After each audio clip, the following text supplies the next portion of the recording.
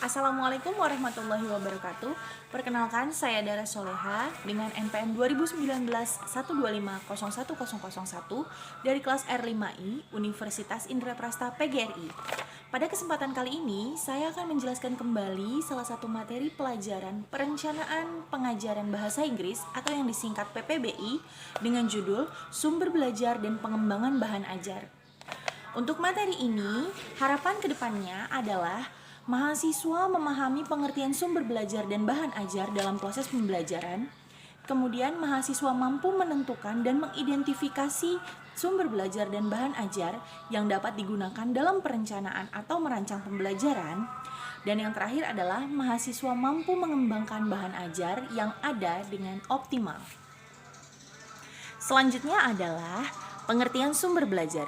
Sumber belajar adalah merupakan informasi yang disajikan dan disimpan di dalam berbagai bentuk media untuk membantu siswa dalam belajar sebagai bentuk perwujudan kurikulum. Menurut Sadiman, sumber belajar adalah segala sesuatu yang dapat digunakan sebagai sumber untuk belajar. Bisa berupa benda, orang, bentuk, bahan, teknik, dan latar. Oleh karena itu, sumber belajar dapat dikategorikan dalam bentuk tempat atau lingkungan, bisa sekolah, tempat bekerja, atau lingkungan tinggal di dalam rumah, sekitar rumah. Kemudian benda, bisa buku, bisa website, bisa ponsel. Kemudian orang, semua meliputi guru, orang tua, keluarga, kakak, adik. Ada pula bahan dalam bentuk fisik, semisal materi yang tertulis, materi yang tidak tertulis. Kemudian ada buku, ada pula peristiwa atau fakta. Peristiwa di sini dimaksudkan adalah seperti bencana, peristiwa kerusuhan, atau fakta yang sudah disiapkan berdasarkan segala macam informasi yang sudah diterima. Selanjutnya adalah pengertian bahan ajar. Bahan ajar adalah segala bentuk bahan yang digunakan untuk membantu guru atau instruktur dalam melaksanakan kegiatan belajar mengajar. Di dalam website Dikmenjur dikatakan bahwa bahan ajar adalah seperangkat materi atau substansi pembelajaran, bisa dikatakan sebagai teaching material, yang disusun secara sistematis, menampilkan sosok untuk kompetensi yang akan dikuasai siswa dalam kegiatan pembelajaran. Kemudian mari kita bahas fungsi dari bahan ajar. Bahan ajar berfungsi sebagai 3 jenis. Pertama, sebagai pedoman untuk guru yang akan mengarahkan semua aktivitasnya dalam proses pembelajaran, sekaligus merupakan substansi kompetensi yang harus diajarkan kepada siswa. Kemudian, yang kedua adalah pedoman bagi siswa yang akan mengarahkan semua aktivitas dalam pembelajaran, sekaligus merupakan substansi kompetensi yang seharusnya dipelajari dan dikuasai oleh siswa. Dan yang terakhir adalah bahan ajar sebagai alat evaluasi pencapaian atau penguasaan hasil belajar, atau bisa dikatakan sebagai alat tolak ukur apakah siswa tersebut sudah menguasai materi yang telah diberikan oleh gurunya. Dalam mempersiapkan bahan ajar, sebuah bahan ajar paling tidak harus mencangkup antara lain petunjuk belajar untuk petunjuk siswa dan guru, kemudian kompetensi yang akan dicapai, poin-poin apa yang harus disiapkan sebagai bentuk pencapaian seorang siswa, kemudian konten atau isi pembelajaran. Tentu saja ini yang paling krusial. Kalau tidak ada materi, tidak mungkin akan ada pembelajaran. Kemudian informasi pendukung, latihan-latihan, di mana latihan-latihan ini berfungsi untuk proses pembelajaran, di mana guru bisa mengetahui apakah siswanya sudah menguasai materi tersebut atau belum. Kemudian petunjuk kerja bisa dalam bentuk lembar kerja. Setelah itu ada evaluasi, dan yang terakhir ada respon atau balikan atau feedback terhadap hasil evaluasi.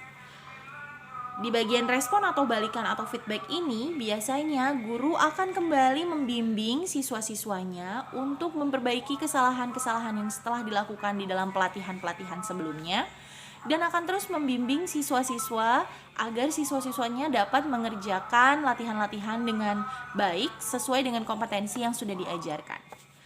Baik, berikutnya adalah alasan mengapa guru harus mengembangkan bahan ajar. Pertama, ketersediaan bahan disesuaikan dengan tuntutan kurikulum. Kemudian, karakteristik sasaran. Selanjutnya, tuntutan pemecahan masalah dalam belajar. Ketersediaan bahan sesuai tuntutan kurikulum. Di dalam dunia pendidikan, kurikulum terus dikembangkan secara signifikan dan terus-menerus berkembang menyesuaikan era dan perubahan secara global, di mana guru pun dituntut untuk senantiasa berinovasi untuk selalu mengembangkan bahan ajarnya agar mampu disesuaikan dengan perkembangan zaman. Oleh karena itu, guru pun harus disiapkan secara matang dalam kompetensinya untuk mengembangkan bahan ajar. Kemudian, karakteristik sasaran. Semakin hari, seorang anak atau siswa akan terus berkembang dan terus banyak menerima informasi dari luar. Apabila ia tidak disertakan dengan ilmu atau bahan ajar yang sesuai, dikhawatirkan siswa-siswanya akan mengalami permasalahan dalam belajar, atau mungkin siswa sama sekali tidak mengerti pembelajaran tersebut. Kemudian, tuntutan pemecahan masalah. Kenapa bahan ajar harus selalu dikembangkan dan perlu untuk dikembangkan oleh seorang guru? Karena semakin hari, perubahan materi pelajaran akan semakin berbeda. Nah, di sanalah kemampuan guru dituntut untuk membantu siswa dalam melakukan penyelesaian masalah-masalah dalam belajar. Selanjutnya adalah tujuan dan manfaat penyusunan bahan ajar. Dalam menyusun bahan ajar, tentu saja ada tujuan tertentu yang sudah disiapkan. Pertama, menyediakan bahan ajar yang sesuai dengan tuntutan kurikulum dengan mempertimbangkan kebutuhan siswa, yakni bahan ajar yang sesuai dengan karakteristik dan setting atau lingkungan sosial siswa. Kemudian, membantu siswa dalam memperoleh alternatif bahan ajar di samping buku-buku teks yang terkadang sulit diperoleh. Contohnya, buku yang mungkin sudah tidak cetak kembali, atau masa cetaknya sudah selesai, atau memang bukunya sudah habis di pasaran. Jadi biasanya guru akan membantu siswa mungkin dengan memberikan di zaman secanggih sekarang bisa mungkin dengan memberikan link yang menyediakan buku secara online, atau guru tersebut akan memberikan tautan atau link yang isinya mungkin berhubungan dengan materi yang akan diajarkan. Dan yang terakhir adalah memudahkan guru dalam melaksanakan pembelajaran. Tentu saja dengan adanya bahan ajar yang komplit atau lengkap, maka guru akan dengan mudah mengajarkan materi pembelajaran kepada siswa, dan siswa pun akan dengan mudah menerima materi pembelajaran dengan lancar dan mudah karena sudah ada bahan ajar yang sesuai dengan materi pembelajaran yang diberikan di hari itu. Selanjutnya adalah manfaat dari pengembangan bahan ajar. Pertama, diperoleh bahan ajar yang sesuai dengan tuntutan kurikulum dan sesuai dengan kebutuhan belajar siswa. Biasanya guru yang sudah mampu melakukan pengembangan bahan ajar akan mampu menyesuaikan dengan kemampuan siswanya. Misalkan, siswa lebih mampu mencerna materi melalui audio, maka guru biasanya akan mengirimkan materi melalui voice note atau recording sound. Kemudian untuk tuntutan kurikulum, biasanya guru akan menyesuaikan dengan tuntutan kurikulum yang sedang berjalan. Selanjutnya adalah tidak lagi tergantung kepada buku teks yang terkadang sulit diperoleh. Untuk manfaat yang kedua ini sudah bisa kita rasakan bersama bahwasanya tidak selalu materi yang diajarkan oleh guru atau dosen-dosen kita tersedia dalam buku teks. Di masa pandemi seperti saat ini, biasanya guru atau dosen akan memberikan link yang mampu diakses kapan saja dan di mana saja oleh siswa atau mahasiswanya. Karena saat pandemi seperti ini, jarang ada toko buku yang mungkin menyediakan buku dengan cetakan terbaru, atau mungkin saat ini kondisinya siswa atau mahasiswanya sedang berada di luar daerah yang sulit untuk mengakses buku, maka guru atau mahasiswa biasanya akan memudahkan langkah belajar dengan menyediakan materi dalam bentuk PowerPoint yang bisa dikirim melalui email, atau mungkin bisa di-share secara bersamaan melalui Google Classroom, atau mungkin voice note atau recording sound yang bisa di-share melalui WhatsApp group, atau melalui Zoom meeting, atau melalui Google Meeting.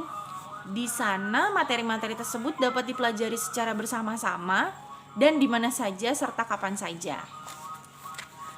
Yang ketiga adalah bahan ajar menjadi lebih kaya karena dikembangkan dengan menggunakan berbagai referensi. Betul, manfaat pengembangan bahan ajar selain bahan ajar mudah untuk diakses kapan saja, bahan ajar pun bisa menjadi lebih berkembang. Kenapa bisa dikatakan berkembang? Bahan ajar ini bisa ditemukan dari berbagai macam sumber. Mungkin ada beberapa siswa yang bisa mencari melalui buku, atau ada juga yang bisa mencari referensi lain, misalkan melalui website atau dari Google Search, atau mungkin bisa dari link. Selanjutnya adalah menambah hasanah pengetahuan dan pengalaman guru dalam menulis bahan ajar. Dalam pengembangan bahan ajar, seorang guru memang dituntut untuk melakukan pengembangan bahan ajar secara mandiri. Secara otomatis, guru tersebut akan mencari segala macam informasi yang berhubungan dengan pelajaran yang akan diajarkan. Secara otomatis pula, guru akan mengembangkan dirinya dan memperkaya dirinya serta menuntut dirinya untuk terus berkembang mengikuti perkembangan informasi yang ada. Jadi guru tidak akan terpatok kepada satu materi saja, atau guru pun tidak akan berhenti mencari materi dari berbagai sumber yang lain. Yang kelima adalah bahan ajar akan mampu membangun komunikasi pembelajaran yang efektif antara guru dengan siswa. Karena siswa akan merasa lebih percaya kepada gurunya. Seorang guru yang sudah mampu melakukan pengembangan bahan ajar, biasanya ketika ditanya oleh siswanya, ia mampu menjawab dan menjelaskan dengan jelas dan secara detail kepada siswanya. Nah, di saat itulah akan muncul perasaan siswa merasa, oh ternyata guru saya mampu ya untuk mengajarkan saya materi ini. Jadi siswa akan merasa percaya diri pula ketika ia harus menjawab pertanyaan itu di masa yang akan datang. Seorang guru yang mampu mengembangkan bahan ajar, biasanya pula dia akan dengan mudah menjelaskan materi tersebut kepada orang lain atau kepada siswa.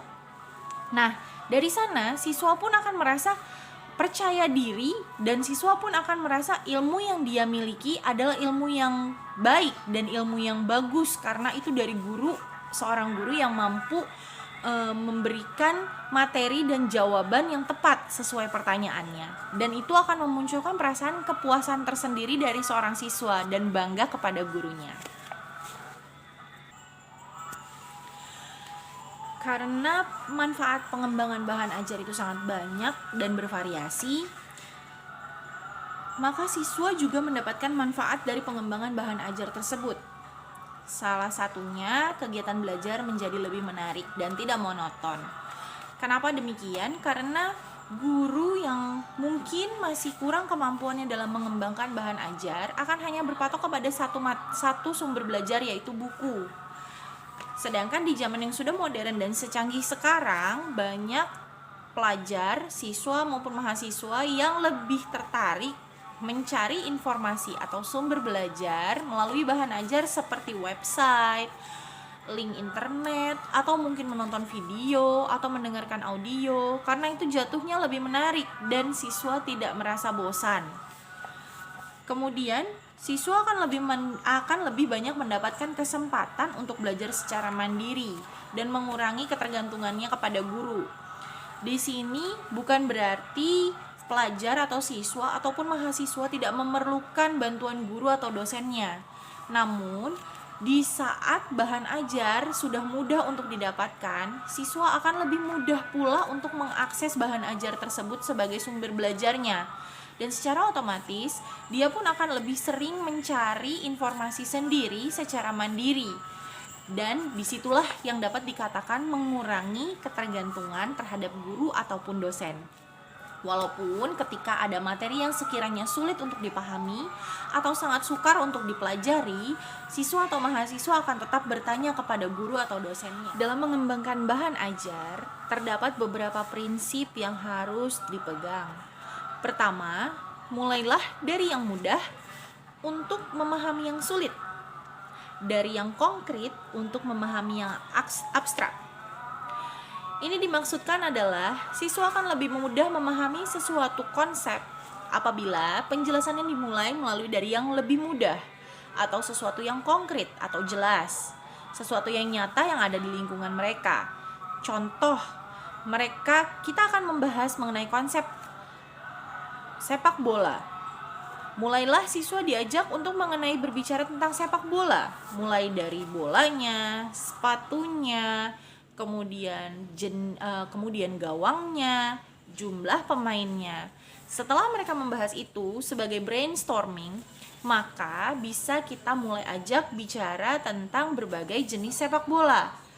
Tinggi rumputnya harus berapa, kemudian luas lapangannya berapa, kenapa harus ada garis pinggir lapangan, kurang lebih seperti itu. Setelah itu, pengulangan akan memperkuat pemahaman. Ini maksudnya adalah pengulangan sangat diperlukan agar siswa lebih memahami suatu konsep. Dalam prinsip ini, kita sering mendengarkan pepatah bahwa 5 kali 2 lebih baik daripada 2 kali 5. Artinya, walaupun maksudnya sama, suatu informasi yang diulang-ulang akan lebih berbekas pada ingatan siswa. Misalnya, seperti waktu kita kecil, makan harus menggunakan tangan kanan, karena itu merupakan ajaran yang baik dalam agama Islam. Kemudian, ketika kita mulai menggunakan tangan kiri, maka orang tua kita akan, ayo makannya pakai tangan kanan ya. Setiap hari, setiap kita mau makan diingatkan kembali, makannya pakai tangan kanan ya sayang. Kemudian akan diingatkan lagi, ketika kita mau memasukkan sesuatu ke dalam mulut seperti keripik atau apapun waktu kita kecil, biasanya orang tua kita akan mengingatkan kembali, makannya pakai tangan kanan ya. Dan itu akan terus membekas yang membuat kita semakin hari, semakin besar, semakin dewasa akan terus makan menggunakan tangan kanan. Berikutnya adalah mengenai umpan balik yang positif. Umpan balik yang positif akan memberikan penguatan terhadap pemahaman siswa.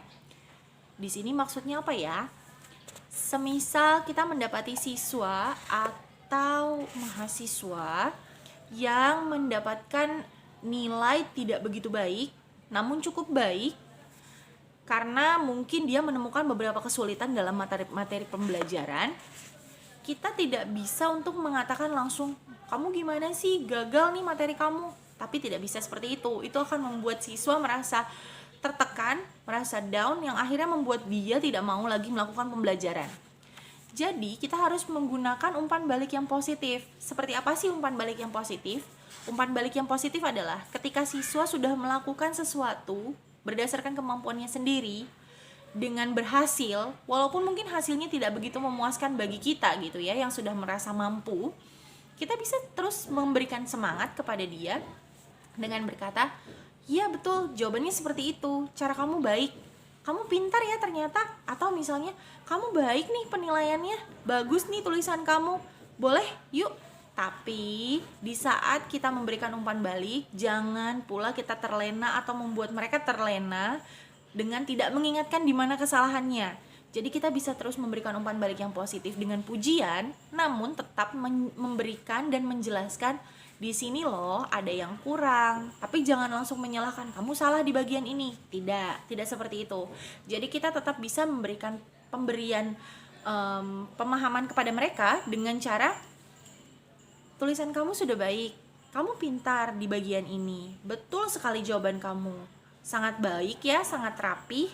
Boleh ibu koreksi, di sini jawaban kamu kurang tepat. Boleh mungkin penggunaan kalimat yang ini kamu ganti dengan kalimat B, itu akan jauh lebih baik. Seperti itu kurang lebih. Selanjutnya adalah motivasi belajar yang tinggi merupakan salah satu faktor penentu keberhasilan belajar. Siapa yang tidak senang diberikan motivasi? Semua orang senang diberikan motivasi, terutama motivasi yang sangat-sangat membangun. Nah, di dalam kegiatan belajar mengajar, siswa sangat perlu diberikan motivasi yang tinggi. Kenapa? Dengan adanya dorongan dari gurunya, lingkungannya, teman-temannya, bahkan keluarganya, itu akan membuat dia merasa lebih bersemangat. Siswa akan merasa lebih bahagia. Ketika seorang anak atau pelajar merasa bahagia, dia akan lebih mudah menerima berbagai macam informasi untuk melakukan pembelajaran. Ketika siswa merasa tidak adanya tekanan dari luar yang berat, dia akan melakukan segala sesuatunya dengan hal yang menyenangkan. Belajar akan menjadi hal yang menyenangkan baginya. Oleh karena itu, biasanya seorang guru dituntut untuk mampu mengendalikan emosi dan tetap terus memberikan motivasi kepada anak-anaknya, walaupun mungkin dengan kondisi guru tersebut mungkin pun ada masalah atau bagaimana. Begitu pula dengan seorang siswa, agar ia terus tetap termotivasi, guru dari sekolah akan terus mengevaluasi dan mengingatkan orang tua agar mampu memberikan motivasi yang baik kepada anak-anaknya. Prinsip selanjutnya adalah mencapai tujuan ibaratkan seperti menaiki tangga. Menaikinya setahap demi setahap hingga akhirnya mencapai satu ketinggian yang tertinggi atau mungkin sudah mencapai di ketinggian tertentu. Begitu pula dengan bahan ajar. Bahan ajar mungkin satu, siswanya mungkin banyak. Tapi setiap siswa tidak bisa kita samaratakan untuk proses pencapaian hasil pembelajarannya. Jadi, kita bisa lihat mungkin si A daya serap ilmunya lebih baik, si B sangat baik, si C biasa saja, si D lamban, si E mungkin sangat payah atau sulit sekali untuk menerima bahan pengajaran atau bahan ajar. Di sini guru dituntut untuk tidak memukul rata semua anak, walaupun bahan ajarnya yang diajarkan itu satu atau sama. Jadi guru harus bisa memotivasi, kembali lagi memotivasi anak-anaknya untuk terus ayo belajar, ayo semangat. Dari motivasi-motivasi itu, dari sekian banyak anak yang diajarkan dengan bahan ajar yang sama, pasti akan ada anak yang terus sedikit demi sedikit, setahap demi setahap mencapai posisi tertentu dengan kepuasan tertentu berdasarkan hasil dari bahan ajar yang kita ajarkan sebagai guru. Jadi kita tidak boleh memaksa anak harus sama tinggi semua dalam level penerimaan pembelajarannya. Yang paling bawah levelnya kita dorong sekuat tenaga, tapi dengan pemaksaan itu nggak bisa. Kita tidak boleh melakukan hal seperti itu, karena bukannya anak akan menjadi termotivasi dan bersemangat dalam menerima pembelajaran, namun anak akan merasa menjadi tertekan dan stres. Ketika seorang anak sudah mendapati stres, biasanya dia akan melakukannya semuanya salah. Belajarnya tidak senang. Ketika dia sudah tidak senang belajar, itu akan semakin sulit materi masuk ke dalam pemahamannya dia. Dan ketika sudah mulai merasa nggak bisa nih, aku nggak bisa nih ngerjain ini, aduh ini susah, itu akan sugesti-sugesti buruk akan muncul. Ketika dia bilang, aduh soal bahasa Inggris ini susah, otomatis dia akan terus merasa bahasa Inggris itu susah. Dan semakin hari bukannya semakin membaik progres pembelajarannya, namun semakin hari akan semakin menurun. Bahkan ada yang stuck di situ saja, tidak ada perkembangan dan tidak ada penurunan. Ketika ditanya dia masih nggak ngerti, tapi ketika diajarin pun dia nggak ngerti, jadi percuma. Maka dari itu guru diminta untuk senantiasa bersabar dan selalu rela serta ikhlas membimbing anak-anak, siswa, pelajar agar mereka terus mampu mengembangkan minat dan kemampuan mereka di dalam pelajaran. Prinsip selanjutnya adalah mengetahui hasil yang telah dicapai akan mendorong siswa untuk terus mencapai tujuan. Oke. Ketika kita misalnya sebagai guru mengadakan ulangan harian, bisa dibilang kalau mahasiswa mungkin kuis. Saat kita memberikan kuis atau ulangan harian tersebut, ketika hasilnya sudah keluar, bagi guru-guru ini sebelumnya saya minta maaf, bukannya saya ingin merasa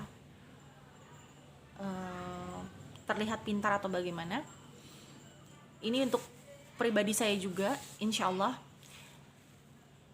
Saya berharap ketika nanti saya menjadi guru, saya mampu menyamaratakan atau mengadilkan penilaian pribadi saya terhadap anak-anak saya atau terhadap anak-anak murid saya. Kenapa? Jangan sampai ketika ada yang pintar, nilainya bagus, ketemu yang nilainya tengah-tengah, terus ketemu lagi nilainya yang di bawah, mereka malah jadi kayak musuhan. Karena yang pintar ini mungkin sering dipuji, mungkin yang pintar ini sering mendapat pujian yang menyenangkan.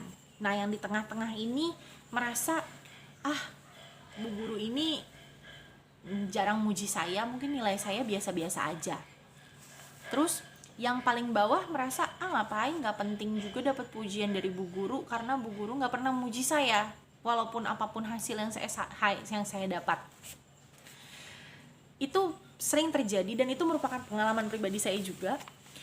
Jadi harapan saya adalah ketika saya memberikan penilaian terhadap anak-anak atau murid-murid saya nanti, itu saya akan menyamaratakan penilaian dari pandangan saya, bukan berdasarkan kemampuan mereka saja.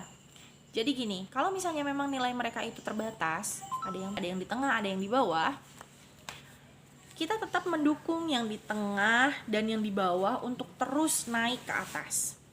Sedangkan yang di atas kita harus berikan pengarahan agar ia mau untuk berbagi ilmu sama teman-teman yang ada di tengah dan di bawah, supaya itu tidak menimbulkan kecemburuan sosial antara sesama murid atau siswa yang merasa bu guru tuh nggak adil, seperti itu. Baik, untuk bagian yang terakhir, ini adalah bagian yang cukup mudah dibandingkan penjelasan yang lain, yakni jenis bahan ajar. Seperti yang sudah kita ketahui di awal tadi sudah sempat saya jelaskan juga, bahan ajar itu bisa segala macam bentuk. Jadi bahan ajar sendiri bisa dalam bentuk cetak atau printed, kemudian bisa dalam bentuk website, bisa dalam bentuk video, bisa dalam bentuk audio. Oke. Nah, untuk bahan ajar cetak atau printed, di sini ada beberapa jenisnya. Salah satu adalah handout, kemudian buku, modul, lembar kegiatan siswa atau LKS, brosur, leaflet, wall chart, foto atau gambar. Nah, dari sekian banyak bahan ajar, yang sering digunakan di Indonesia ini adalah bahan ajar dalam bentuk buku, handout, kemudian modul, dan lembar kegiatan siswa. Biasanya untuk buku itu sudah pasti dari tingkat TK sampai dengan mahasiswa itu pasti ada buku. Kemudian modul, kemudian lembar kerja, lembar kegiatan. Nah, kenapa buku menjadi salah satu bahan ajar yang paling diminati? Karena buku mampu memberikan informasi dalam jumlah banyak, di mana buku biasanya isinya itu sudah poin-poin pentingnya saja.